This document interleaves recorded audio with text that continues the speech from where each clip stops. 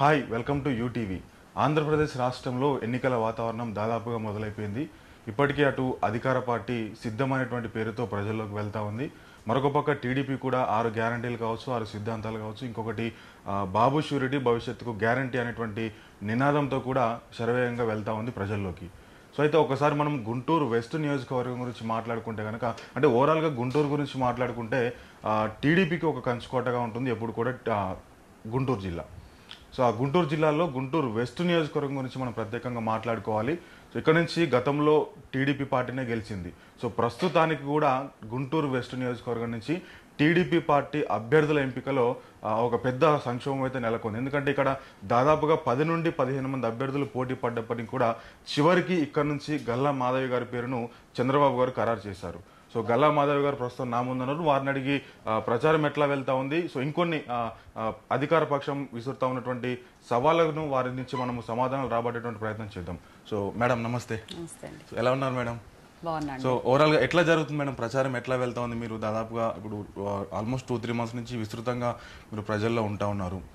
మీకు ఎట్లా వస్తుంది రెస్పాన్స్, ఎట్లా వస్తుంది ప్రజల నుండి? యాక్చువల్గా ప్రజల్లో అయితే దశాబ్ద కాలం నుంచి ఉంటున్నామండి. ప్రజల సమస్యల గురించి తెలుసుకోవడానికైనా ఏదైనా కానీ కుటుంబ సభ్యులంతా కూడా మాకు గుంటూరు వెస్ట్, మాకు వ్యాపారాల పరంగా, మా సంస్థలో పనిచేసే వాళ్ళ పరంగా, మా కస్టమర్స్ పరంగా మొత్తం మా చుట్టూ అంతా కూడా మా కుటుంబ సభ్యులు ఉన్నారు. అయితే ఇక మీరు పొలిటికల్గా అంటే జస్ట్ ఒక 1 మంత్ అవుతుందండి మాకు టికెట్ అనౌన్స్ చేసి. ఈ 1 మంత్ నుంచి కూడా నిత్యం ప్రజల్లో ఉంటున్నాము. అంటే ఇంకొంచెం దగ్గరగా వారి ఇంటి గుమ్మం ముందు ఉండడం వెళ్తున్న క్రమంలో చాలా అద్భుతంగా ఉందండి. ప్రజలకి దగ్గరగా వెళ్ళి వారి సమస్యలు తెలుసుకోవడము, వారు నిజంగా పడుతున్న బాధలు. మామూలుగా గుంటూరులో ఇప్పటిదాకా మౌలిక వసతులని లేదంటే ఒక అప్పర్ లేయర్గా మనకి సమస్యలు తెలుస్తాయి. ఏ ఒక్కరు గుంటూరులో అడుగు పెట్టినా కూడా, బయట నుంచి వచ్చిన వ్యక్తి అయినా కూడా గుంటూరులో ఈజీగా కొన్ని సమస్యల్ని కనిపెట్టగలుగుతారు. ఈరోజు డోర్ టు డోర్ వెళ్తున్నప్పుడు చాలా లోతైన సమస్యల్ని తెలుసుకోవడం జరుగుతుంది. విస్తృతమైన ప్రచారంలో భాగంగా ఇంకా మేము అదనంగా తెలుసుకుంటుంది ఏంటంటే ప్రభుత్వాన్ని తొందరగా మార్చేయాలి. ఎందుకంటే ఎన్నో రకాలైన బాధలు పడుతున్నారు. చాలా సామాన్య జీవితాలు దుర్భరం అయిపోయిన పరిస్థితుల్లో ఉన్నాయి. ఎన్నో కుటుంబాలు చితికిపోయాయి ఆర్థికంగా కూడా, మానసికంగా. సో అట్లాంటి సమస్యలు ఎన్నో రేకెత్తుతూ ఉన్నాయి. అవన్నీ తెలుసుకుంటూ ఉన్నాము, ముందుకు వెళ్తూ ఉన్నాము. ప్రచారం చాలా చాలా అద్భుతంగా ఉంది. ఒక చిన్న మాట మేడం, సో మీరు అన్నారు ప్రభుత్వాన్ని పడగొట్టాలని చెప్పేసి బాగా కసితో ఉన్నారని చెప్పేసి అన్నారు. కానీ మీకు ప్రత్యర్థిగా పోటీ చేసినటువంటి వ్యక్తి కూడా ఒక మహిళనే. సో ఆమె ప్రస్తుతానికి ప్రభుత్వంలో మంత్రిగా కూడా ఉన్నారు. చిలకలూరుపేట నుంచి ఎమ్మెల్యేగా ఉన్నారు విడుదల రజని గారు. వారికి ఆర్థిక బలము ఉంది, అధికార బలము ఉంది. గల్లా మాధవి గారికి ఏముందంటే ఏం చెప్తారు? మీరు అన్నారు ఆర్థిక బలం ఉంది అని, అధికార బలం ఉంది అని అన్నారు. ఫస్ట్ ఆర్థిక బలం గురించి మాట్లాడుకుందామండి. చిలకలూరుపేట నుంచి ఇక్కడికి వచ్చారు ఆవిడ. ఫస్ట్ నేనే క్వశ్చన్ అడుగుతున్నాను, అసలు అక్కడి నుంచి ఎందుకు వచ్చారు? ఆర్థిక బలం ఉంది, అధికార బలం ఉంది, సొంత ప్రాంతం నుంచి గెలిచి ఉన్నారు, మంత్రిగా చేస్తూ ఉన్నారు. మరి చిలకలూరుపేట నుంచి గుంటూరుకి రావాల్సిన అవసరం ఏముంది? దేనికి వచ్చారు అంటే ఫస్ట్ క్వశ్చన్. చాలా డబ్బు ఉంది, ఆ ఖర్చు అక్కడ కూడా పెట్టుకోవచ్చు, అక్కడ ప్రజల్ని కూడా బాగు చేయొచ్చు, అక్కడ ప్రజలు మద్దతు తీసుకోవచ్చు.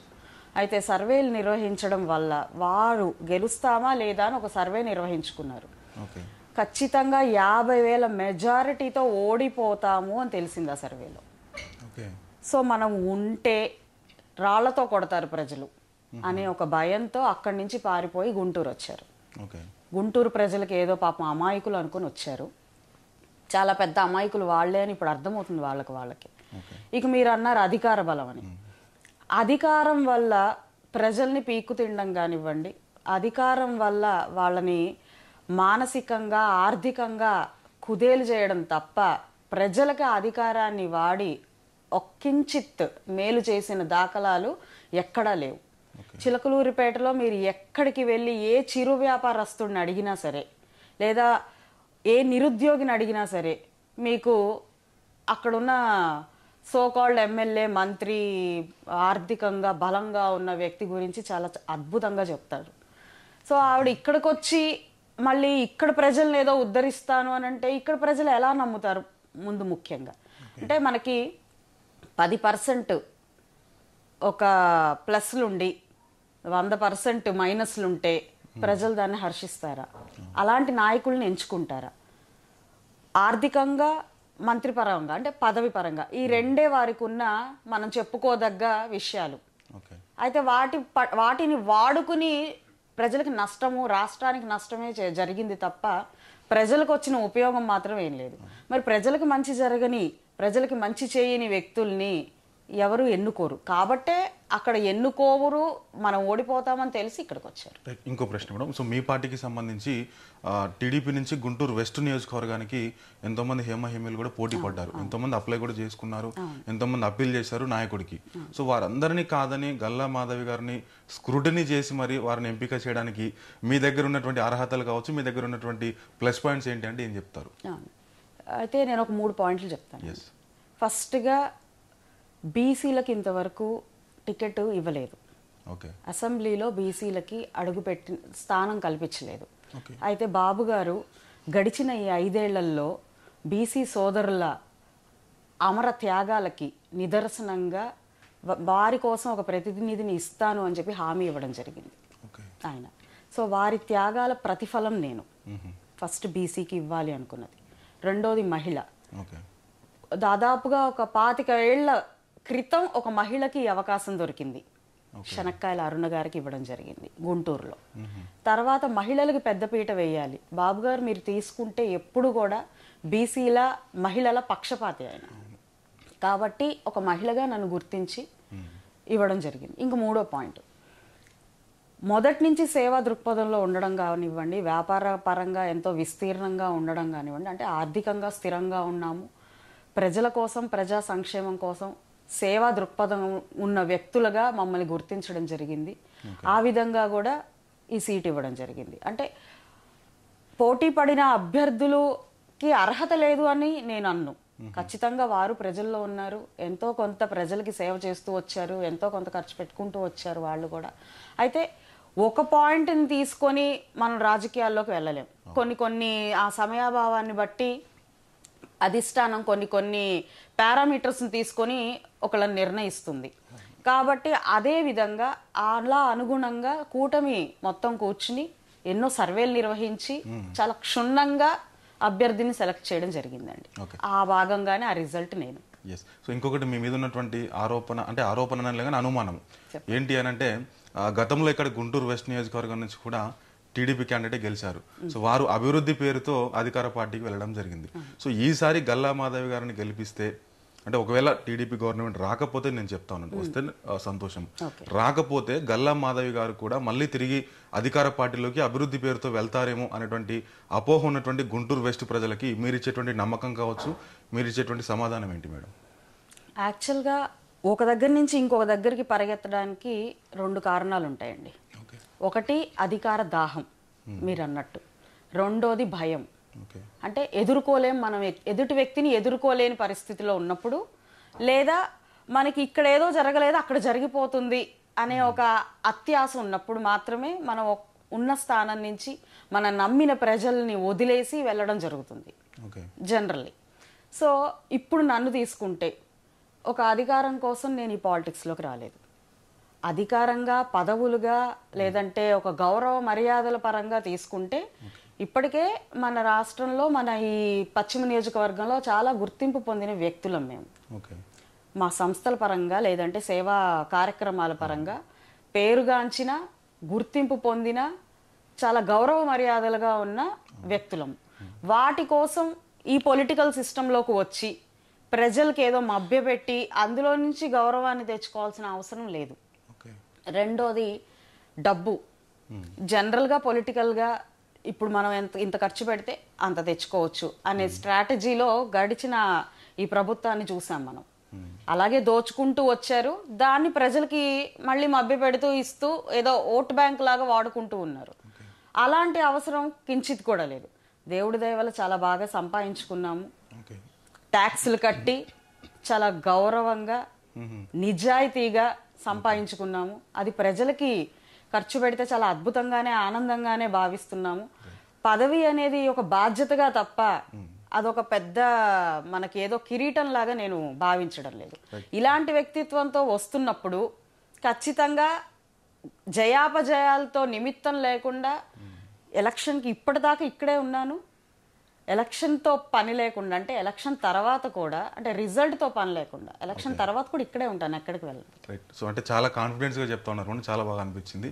సో ప్రజలకు సేవ చేసిన ఏ వ్యక్తి కూడా ఏ రోజు ఓడిపోడు. సో అంటే పదవీ పరంగా కొన్ని సందర్భాల్లో ఆటంకాలు వస్తుండొచ్చు కాక కానీ సో వ్యక్తిగత జీవిత పరంగా కావచ్చు, వారి సంతృప్తి పరంగా ఎప్పుడు కూడా వారు ఓడిపోరు. సో చివరి ప్రశ్న మేడం, సో గుంటూరు వెస్ట్ నియోజకవర్గంలో ప్రధానంగా మీరు చూసినటువంటి సమస్యలు ఏంటి? సో ఇంకొకటి అంటే ఓవరాల్గా పార్టీ పరంగా కాకుండా గుంటూరు వెస్ట్ ప్రజలకంటే మీ కుటుంబ సభ్యులుగా భావిస్తున్నటువంటి గుంటూరు వెస్ట్ ప్రజలకి మీరు గెలవగానే వారికి చేసేటువంటి ఒకటి రెండు హామీలు ఏదైనా ఉంటే చెప్పండి మేడం. ఓకే అండి, ముందుగా పార్టీ పరంగా కూడా కొంచెం నేను చెప్తాను.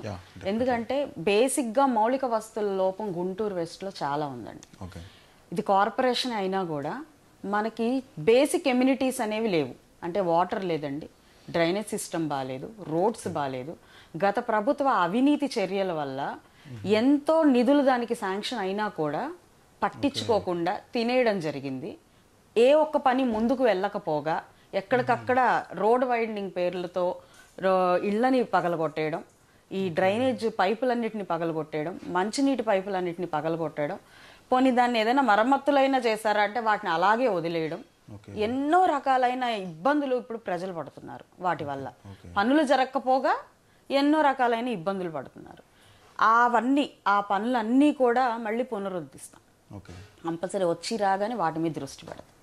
అయితే పర్సనల్గా మీరు అడిగారు గల్లా మాధవి గారు గుంటూరు వెస్ట్కి వస్తే ఏం చేస్తారు అని. ముందుగా ఒక మహిళగా ఆలోచిస్తే మహిళకి ఒక ఉమెన్ సెల్ నేను ఏర్పాటు చేయాలనుకుంటున్నాను. ఆ ఉమెన్ సెల్ ద్వారా ప్రతి ఒక్క మహిళ ఇర్రెస్పెక్టివ్ ఆఫ్ హర్ ఏజ్, తను లీగల్ ఇష్యూస్ కావచ్చు, ఫైనాన్షియల్ ఇష్యూస్ కావచ్చు, హెల్త్ ఇష్యూస్ కావచ్చు, రీక్రియేషనల్ ఇష్యూస్ కావచ్చు, ఇలా ఏ ఇష్యూనైనా అడ్రస్ చేసే ఒక కామన్ ప్లాట్ఫామ్ని ఏర్పాటు చేయాలనుకుంటున్నాను. నా గుంటూరు పశ్చిమ నియోజకవర్గం మహిళలందరూ ఏ సమస్య ఉన్నా సరే చాలా ధైర్యంగా ఒక దగ్గర 100 చోట్లకు పరిగెత్తకుండా ఒక దగ్గరే అడ్రస్ చేసుకునే విధంగా ఒక సెల్ని ఏర్పాటు చేయాలనుకుంటున్నాను. ఇక వచ్చి రాగానే నిరుద్యోగ యువత మీద ఎలాగూ పార్టీ ఎన్నో రకాలైన హామీలు ఇచ్చింది.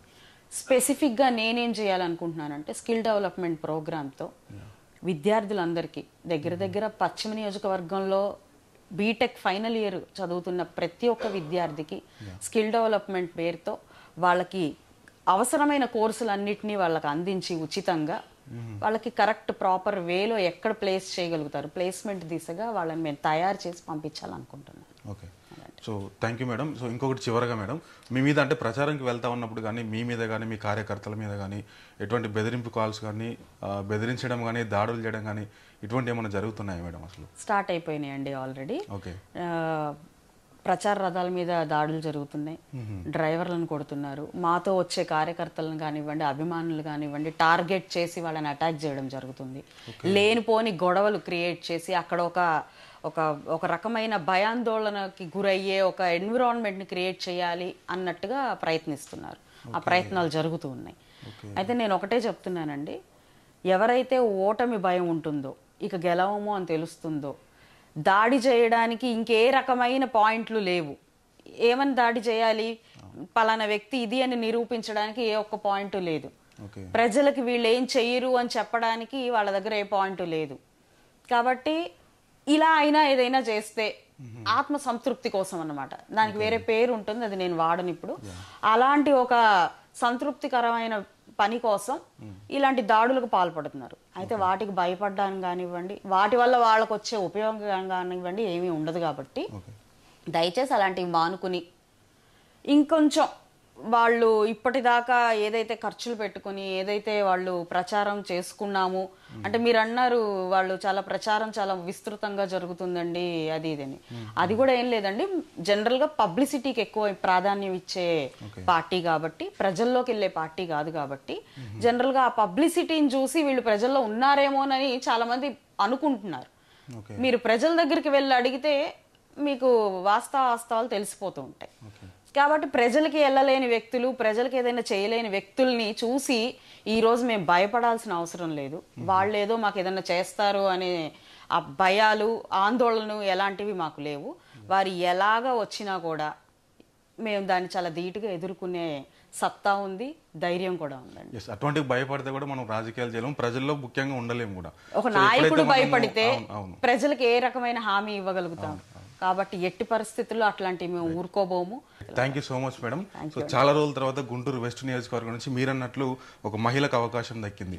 ఖచ్చితంగా గుంటూరు వెస్ట్ నియోజకవర్గం నుంచి చాలా రోజుల తర్వాత కూడా అసెంబ్లీలో ఈ మహిళ అడుగు పెట్టాలని చెప్పేసి మనస్ఫూర్తిగా కోరుకుంటున్నాం. సో ఇది మరి గల్లా మాధవి గారు మనతో చెప్తున్నటువంటి పరిస్థితి. దాదాపుగా ప్రజలు వైసీపీ ప్రభుత్వాన్ని ఓడగొట్టడానికి సిద్ధంగా ఉన్నారు. అంతా ఆర్భాటాలే తప్ప ఎక్కడ కూడా వారు ప్రజల్లోకి వెళ్తున్నటువంటి పరిస్థితి కనిపిస్తలేదు. ముఖ్యంగా నేను గెలిచిన వెంటనే నా కుటుంబ సభ్యులైనటువంటి గుంటూరు వెస్ట్ ప్రజలకి, అటు ముఖ్యంగా మహిళలకు కావచ్చు, నిరుద్యోగులకు, అంటే ఏదైతే ఇప్పుడు నిరుద్యోగత బాగా పెరిగిపోయిందో నిరుద్యోగులకు కూడా ఖచ్చితంగా అండగా ఉండేటువంటి ప్రయత్నం చేస్తాను. అదేవిధంగా రాజకీయాల్లో ఉన్నా లేకున్నా కూడా ప్రజల మధ్య నేను నిరంతరం ఉంటానని చెప్పేసి వారు దృఢ సంకల్పంతో చెప్తా ఉన్నారు. సో గుంటూరు వెస్ట్ నియోజకవర్గానికి సంబంధించి మరికొన్ని విషయాలతో నేను మీ ముందుకు వస్తాను. అంతవరకు చూస్తూనే ఉండండి యూటీవీ.